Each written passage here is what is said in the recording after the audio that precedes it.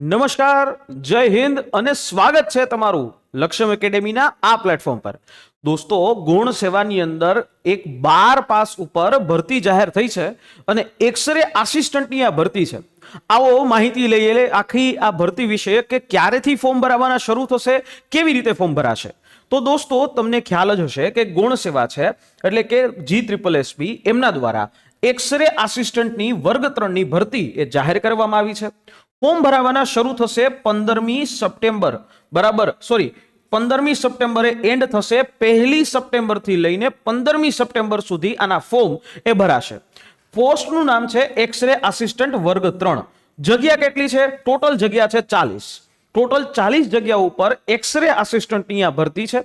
Total 40 જગ્યા ઉપર આ જે એક્સરે આસિસ્ટન્ટની ભરતી છે 15/9, ખાસ યાદ રાખજો કે 15 સપ્ટેમ્બર સુધી 15 દિવસની અંદર ફોર્મ ભરાવાના એ રહેશે. ઓકે, તો આની અંદર જે વિષયવાર આપણે જોઈ લઈએ, કેટેગરી વાઇઝ કેટલી જગ્યાઓ છે એ જોઈ લઈએ. 40 જગ્યાઓ છે ટોટલ, જેમાં બિન અનામત ઓપન કેટેગરીની 19 જગ્યા છે, EWS ની 3 જગ્યા છે, SC ની 2 જગ્યા છે, ST ની 6 જગ્યા છે અને SEBC ની 10 જગ્યા છે.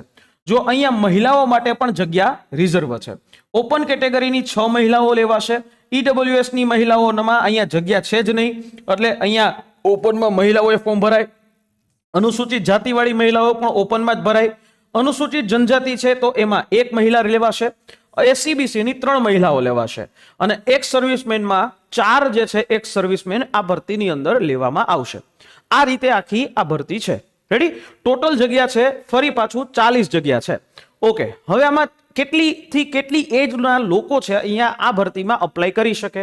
તો કે ઉમેદવારની ઉંમર 18 વર્ષથી લઈને 33 વર્ષની વચ્ચે હોવી જોઈએ. ઓકે, શું એજ લિમિટમાં છૂટછાટ મળશે? હા, મળશે. કેટલી મળશે? તો કે જુઓ, આ 33 વર્ષ છે. અનામત બી ઓપન કેટેગરીના પુરુષ ઉમેદવારો ખાલી 33 વર્ષના સુધી અપ્લાય કરી શકશે. પણ ઓપન કેટેગરીની જે મહિલા ઉમેદવારો છે એમને 5 વર્ષનું રિલેક્સેશન મળશે. એટલે એ મહિલાઓ છે એ ટોટલ 5 વર્ષનું રિલેક્સેશન લઈ અને 38 વર્ષ સુધી જે છે અપ્લાય કરી શકે. અનામત કેટેગરી SC, ST, SEBC છે, પછી EWS, આ બધી અનામત કેટેગરીના પુરુષ ઉમેદવારોને 5 વર્ષનું એજ રિલેક્સેશન મળશે. ઓકે, અનામત કેટેગરીની મહિલા ઉમેદવારોને 10 વર્ષનું એજ રિલેક્સેશન મળશે. તો એજ રિલેક્સેશન છે એ સરકારના ધારાધોરણ મુજબ તમને મળવા પાત્ર છે. ઓકે, તો આ છે વાત થઈ ગઈ એજ રિલેક્સેશનની. તો હવે સીધી વાત આવે કે પગાર ધોરણ શું હશે? પગાર ધોરણ હશે 26,000 રૂપિયા. દર મહિને તમને 5 વર્ષ સુધી ફિક્સેશનના આધાર ઉપર 26,000 રૂપિયાનો પગાર ધોરણ છે એ તમારે થશે. એના પછી તમે કાયમી થશો અને તમારો પગાર જે છે લેવલ 2 નો કહેવાય આ થશે. એટલે ત્યારે તમારો પગાર 8મું પગાર પંચ લાગુ થઈ ગયું હોય એટલે અંદાજિત 45 થી 50,000 ની વચ્ચે થશે. આવડો તમારો પગાર થશે બધું ભેગું કરતા. ક્લિયર? તો આ પગાર ધોરણ છે. 5 વર્ષ સુધી ફિક્સેશન છે 26,000 રૂપિયા, પણ સરકારી છે. ઓકે, તો આ સરકારી નોકરી. હવે તમારો મગજમાં સિમ્પલ પ્રશ્ન કે સાહેબ આમાં કોણ અપ્લાય કરી શકે છે? જો ભાઈ, અહીંયા ચોખ્ખું કીધું છે 12 pass, higher secondary school certificate હોવું જોઈએ. પણ 12 પાસમાં કયું? તો કે સાયન્સ બેકગ્રાઉન્ડ, ફિઝિક્સ, કેમેસ્ટ્રી અને ઇંગ્લિશ સબ્જેક્ટની સાથે એને કર્યું હોય 12 પાસ, તો તમે અહીંયા અપ્લાય કરી શકો છો. મારા દોસ્તો, 12 પાસ ઉપર આ ભરતી છે. એક્સરે આસિસ્ટન્ટની ભરતી છે, બરાબર. બાકી તમને કમ્પ્યુટરનું નોલેજ હોવું જોઈએ, ગુજરાતી અને હિન્દીની ભાષા છે બોલતા આવડતી હોવી જોઈએ, લખતા આવડતી હોવી જોઈએ. એટલે સિમ્પલ આ વસ્તુ થશે. ઓકે, બીજી વાત, તો શૈક્ષણિક લાયકાત છે એ કેની મર્યાદા પર છે? 15/9/2025 ની સ્થિતિએ તમારી પાસે 12મું ધોરણ પાસ, ફિઝિક્સ, કેમેસ્ટ્રી, સાયન્સ. અહીંયા ક્યાંય પર્સન્ટેજ નથી કીધા. તમે ખાલી ધક્કા ગાડીએ પાસ થઈ ગયા હોય અત્યારે તોય ચાલશે, બરાબર. 50% માર્ક હશે તોય ચાલશે. સિમ્પલ વાત. સરકારી નોકરીમાં બધા લોકોને સમાન તક મળે છે. આજ આનું સૌથી મોટું જે છે એ ફાયદો છે. ઓકે, તો આવી રીતે છે. કમ્પ્યુટરનું નોલેજ હોવું જોઈએ. એટલે તમારી પાસે ધોરણ 10માં, ધોરણ 12માં કમ્પ્યુટર એક વિષય તરીકે હોય એટલે ચાલે. માની લો કે તમે ગ્રેજ્યુએશન પણ કર્યું છે તો એ કમ્પ્યુટર છે એક વિષય તરીકે હોય તો એ વસ્તુ ચાલશે. પણ તેમ છતાં નથી તો CCC સર્ટિફિકેટ હોય તો ચાલશે. એ નથી તો અત્યારે તમને કમ્પ્યુટરનું જ્ઞાન છે એમ કરી અને માનવામાં આવશે. અને જ્યારે તમે પ્રોબેશન પીરિયડ પર આવો, નિમણૂક થાય એના 6 મહિનાની અંદર તમારે પરીક્ષા પાસ કરી અને સર્ટિફિકેટ છે એ તમારે આપવું પડે.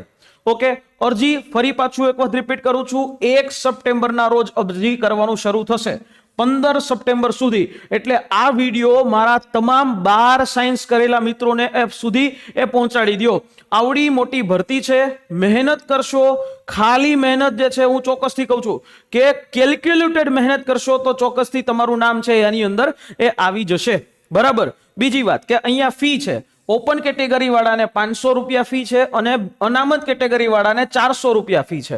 પણ અહીંયા તમે જો પરીક્ષા આપવા આવો તો તમને ફી પણ પાછી આપી દેવામાં આવશે, રિફંડ કરી દેવામાં આવશે.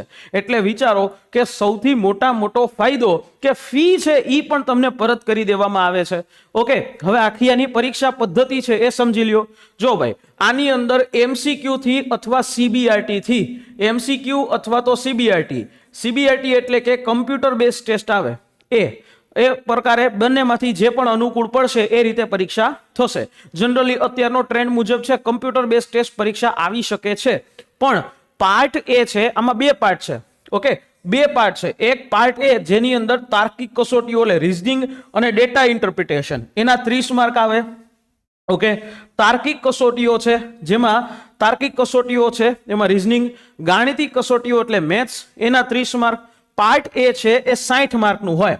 હવે આ 60 માર્ક છે, આ 60 માર્કમાંથી જે ઓપન કેટેગરીમાં આવે એમને 50% માર્ક લઈ આવવા જ પડશે અને અનામત કેટેગરી આવે તો અનામત કેટેગરીની અંદર પણ એમને 40% માર્ક જે છે એ લઈ આવવા પડે.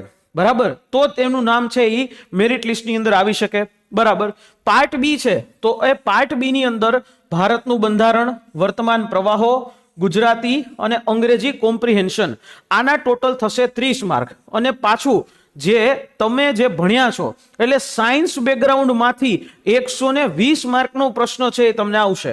એટલે ટોટલ આ પાર્ટ બી થયું 150 માર્કનું. આ 150 માર્કની અંદર પણ 40% અનામત માટે અને 50% છે એ બિન અનામત માટે લઈ આવવા પડે.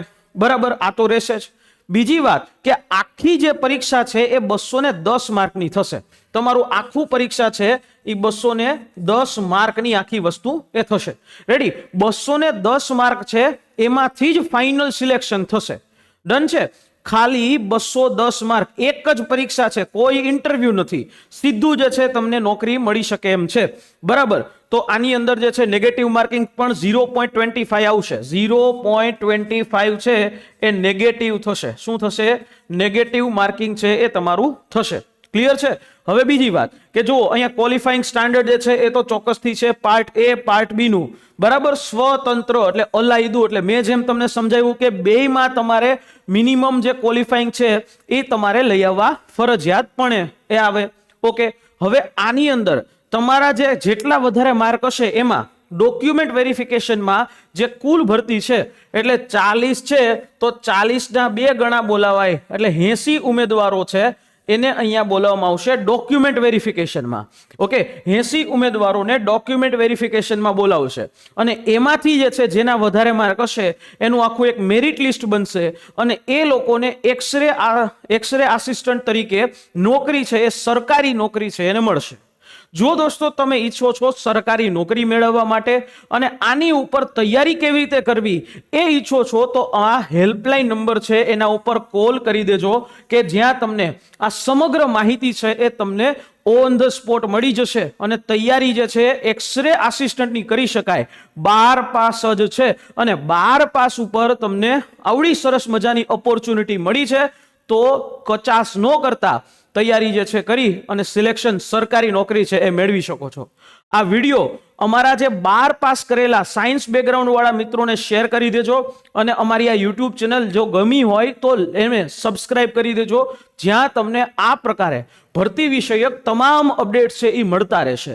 અમારી ટેલિગ્રામ ચેનલ પણ જોઈન થઈ જજો, જ્યાં તમને PDF ને મટીરિયલ્સ એ બધા મળતા રહેશે. મળીએ નેક્સ્ટ સેશનમાં. જય હિન્દ, જય ભારત.